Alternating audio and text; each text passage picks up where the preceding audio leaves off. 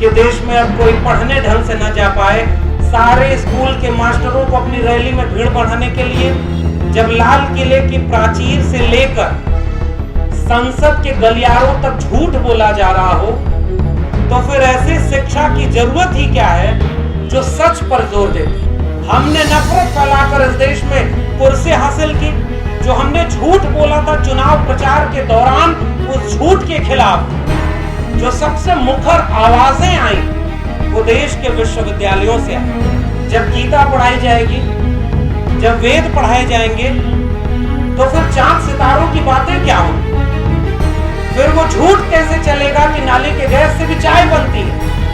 वो उत्तराखंड और हरिद्वार में जब धर्म सभा करें और ये कहें कि हमें लोगों को काटना भी पड़े तो हम काटेंगे हिंदू राष्ट्र बनाने के लिए।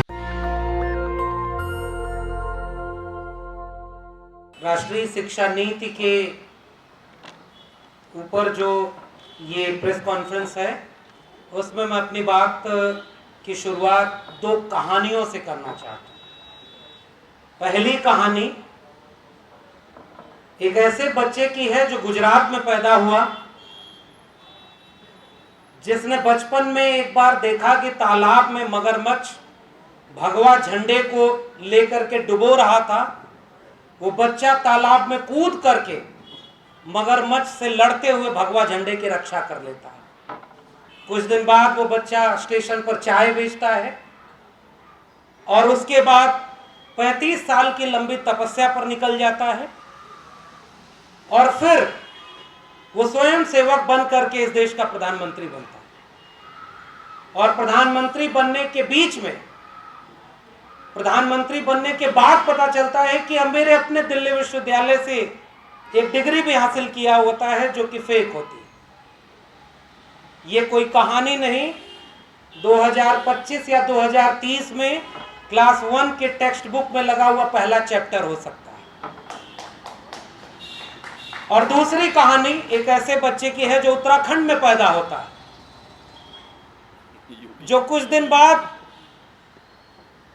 अपना कहानी सुनाते हुए कहता है कि वो अपनी बड़ी बहन की उंगली पकड़ करके स्कूल पढ़ने जाया करता था, मगर वो अच्छी तालीम नहीं पाता है तो सन्यासी बन जाता है, अपना नाम बदल देता है।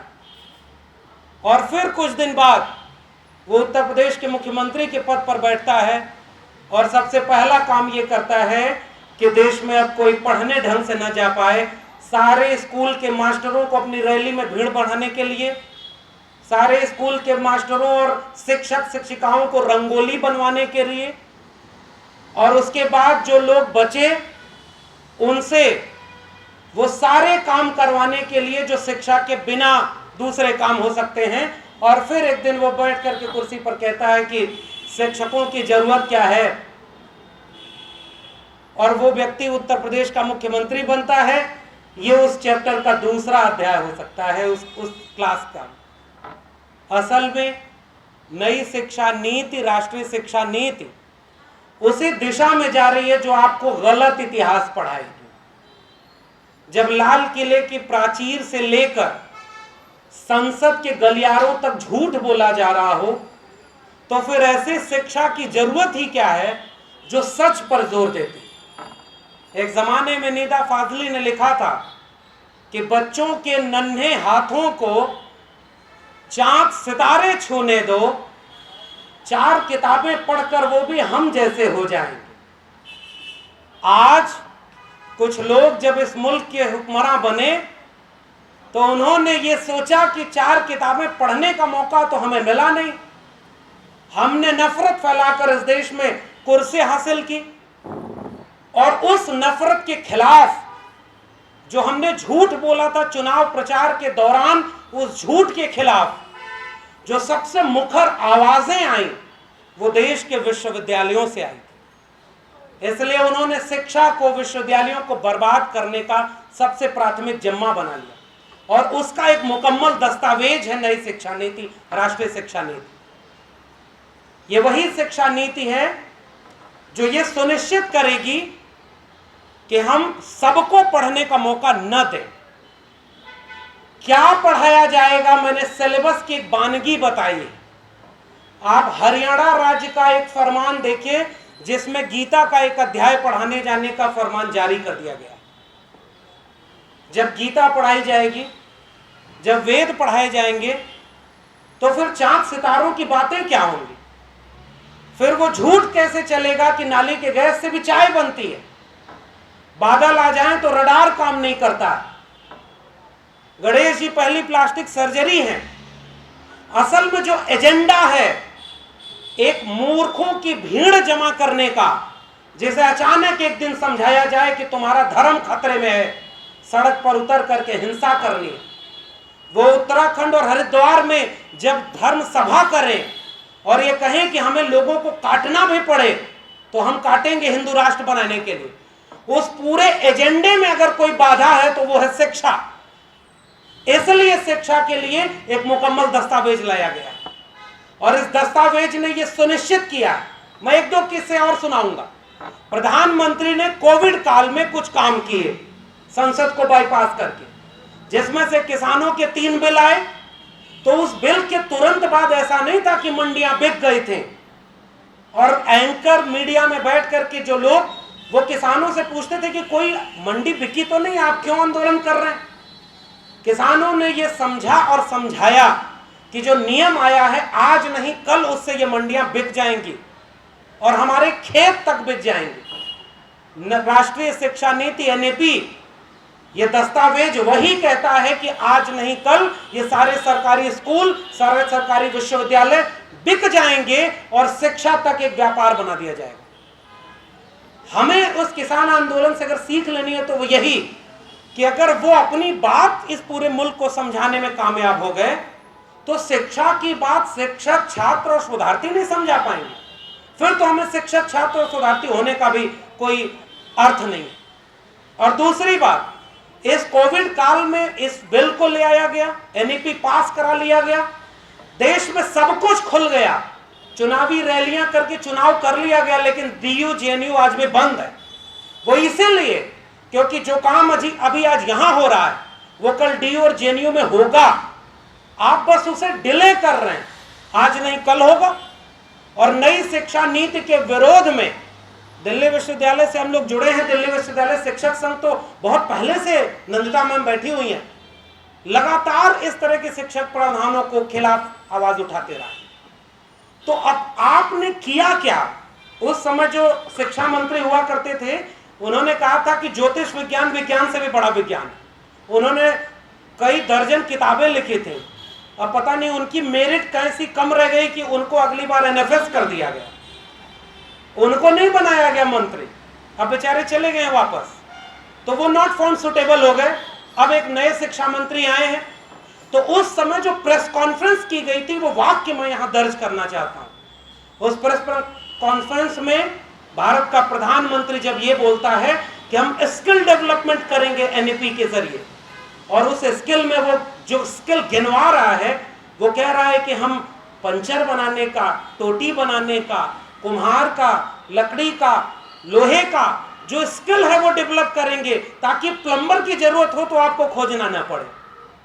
मैं एक बात यहां कहना चाहता हूं कि इस देश के कुम्हार, लोहार, बढ़ई, नाई, मोची, इन सारी जातियों के लोग तो पुश्तैनी रूप से वो स्किल डेवलप करके अपने बच्चों का काम करते थे और उस पेशे को जीते थे। लेकिन जब उनकी जेब में 1 रुपया बचता था तो वो चाहते थे कि वो स्कूल जाए, वो विश्वविद्यालय जाए। ये एनईपी वापस उस तबके के लोगों को उसी स्किल डेवलपमेंट के नाम पर वो इसी पेशे में ढकेलना चाहती, उनसे डॉक्टर, इंजीनियर, वकील, ब्यूरोक्रेट बनने का हक छीनना चाहती। ये इसमें खतरा। नए स्कूल खोले जाने थे, जब उस समय मंदिर बनाने के लिए आंदोलन हो रहा है कि अभी अयोध्या झांकी है, मथुरा काशी बाकी। मेरे अपने उत्तर प्रदेश में 69,000 शिक्षक भर्ती का घोटाला हुआ और उसमें आरक्षण खत्म कर दिया, 3.8% पिछड़े वर्ग के। और जब शिक्षक अपनी नौकरी मांगने जा रहे तो उनको लाठी मारा। दूसरा काम क्या किया उन्होंने जो सबसे महत्वपूर्ण था, आज उत्तर प्रदेश के 2 विश्वविद्यालय ऐसे, गोरखपुर विश्वविद्यालय और इलाहाबाद विश्वविद्यालय, वहां पर जो शिक्षक आवाज उठा रहे थे उनके ऊपर मुकदमा कर दिया है। गोरखपुर विश्वविद्यालय के एक प्रोफेसर हैं, उनको सस्पेंड कर दिया। और आप जब उस पूरे मामले की पड़ताल करेंगे तो वो लोग लड़ने और बोलने वाले लोग। मैं इस मंच से अपने प्रोफेसर हनी बाबू को याद करना चाहता हूं। उमर खालिद को याद करना चाहता हूं, प्रोफेसर आनंद तेलतुंबड़े को याद करना चाहता हूं। और इसलिए क्योंकि विश्वविद्यालय होने का मतलब यह था डिबेट, डायलॉग, डिस्कशन। और वहां से आप नई शिक्षा नीति, ऑनलाइन एजुकेशन, तो पहले से तय हो गया कि सबसे पहले इसके हाथ से छीनेगा किसका मौका, तो वो मौका इन्हीं के हाथ से छीनेगा और ये सारे लोग वापस जाएंगे। और नई शिक्षा नीति में मैं आखिरी किस्सा सुना के बाद खत्म करता हूं। हम लोग ऐसे लगता है कि मोबाइल को पढ़ा रहे हैं। 2 किस्से हैं मेरी अपनी क्लास के। पहली तो ये बात बिल्कुल क्लियर है कि 50 लोग अगर उस क्लासरूम में हैं तो 25 आते हैं। और एक बार सोशल ऑडिट करिए कि वो 25 बच्चे जो क्लास ऑनलाइन नहीं ले पा रहे हैं वो किस तबके से हैं। वो फर्स्ट जनरेशन लर्नर, वो अपने आप दूर हो गए, एक्सक्लूड हो गए। तो ये एक्सक्लूजन का एक जरिया है। एक बच्चे को मैंने कहा कि तुम माइक ऑन करके इस बात का जवाब दो। उसके पीछे से आवाज आ रही थी मशीन की। तो मैंने उससे पूछा तुम कहाँ हो, तो वो कह रहा है कि मैं फैक्ट्री में काम कर रहा हूं और यहीं से आपकी क्लास ले रहा हूं। वो आखिरी है जो यहाँ फैक्ट्री में काम करते हुए भी क्लास ले पा रहे हैं, क्योंकि उसके बाद फिर कोई ऑनलाइन टीचिंग, ऑनलाइन एजुकेशन के लिए अपने बच्चों को नहीं भेजेगा। और दूसरा बच्चा हर 2 मिनट पे अपने माइक ऑन करके कोई ना कोई सवाल का जवाब देने लगे। तो मैंने उससे पूछा कि तुम इतना क्यों बोल रहे हो, दूसरों को मौका दो। तो उस बच्चे ने कहा कि देखिए सर, मैं बहुत देर तक अगर मोबाइल लेके बैठा रहता हूं तो मेरी माँ को लगता है कि मैं पढ़ाई नहीं कर रहा, मोबाइल चला रहा हूं, इसलिए कोई ना कोई काम लगा देती है मुझे, इसलिए मैं बीच में बोलते रहता हूं ताकि उन्हें भी लगे कि मैं क्लास ले रहा हूं। आप मजाक बना रहे हैं दरअसल पूरी शिक्षा व्यवस्था का। और इसके जरिए आपने जो ग्रेडेड ऑटोनॉमी की बात है इस मंच से की गई होगी, आप एक नई वर्ण व्यवस्था लागू कर रहे हैं।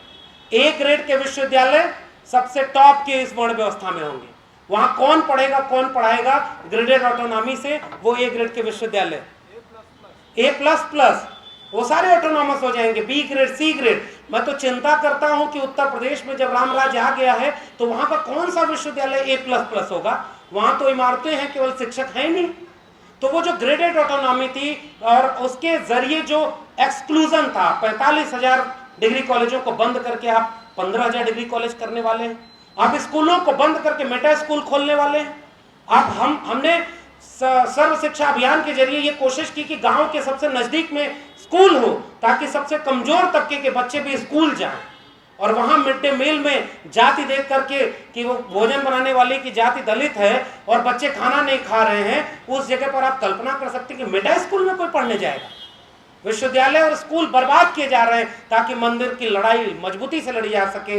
इसलिए मेरी अपील है इस प्रेस कॉन्फ्रेंस के जरिए कि अगर आप किसी भी तरह से आइडिया ऑफ इंडिया को बचाना चाहते हैं, डॉक्टर अंबेडकर ने बॉम्बे लेजिस्लेटिव असेंबली में कहा था कि आप अपने बजट का सबसे बड़ा हिस्सा शिक्षा पर खर्च करिए और शिक्षा देना राज्य की जिम्मेदारी। ज्योतिबा फूले ने हंटर कमीशन के सामने जो रिप्रेजेंटेशन दिया था 1882 में, उसमें उन्होंने कहा था इस देश में अगर सबसे वंचित तबके को आप मुक्ति देना चाहते हैं तो उनको शिक्षित करिए और इसकी जिम्मेदारी शिक्षा की जिम्मेदारी राज्य की हो। आज वापस मनुस्मृति के देश में हमको ले जाने की कोशिश है और यह सबसे खतरनाक दस्तावेज एनईपी है।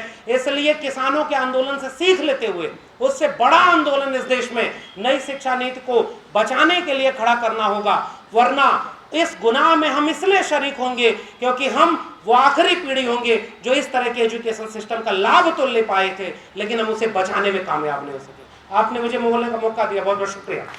नेशनल दस्तक की आपसे गुजारिश है कि अगर इसको बचाना चाहते हैं तो नेशनल दस्तक को सब्सक्राइब करने के लिए रेड कलर के सब्सक्राइब बटन को दबाएं, फिर बेल आइकन की घंटी दबाएं। नेशनल दस्तक को बचाने के लिए बहुत जरूरी है कि हर खबर को शेयर करें, लाइक करें, कमेंट जरूर करें।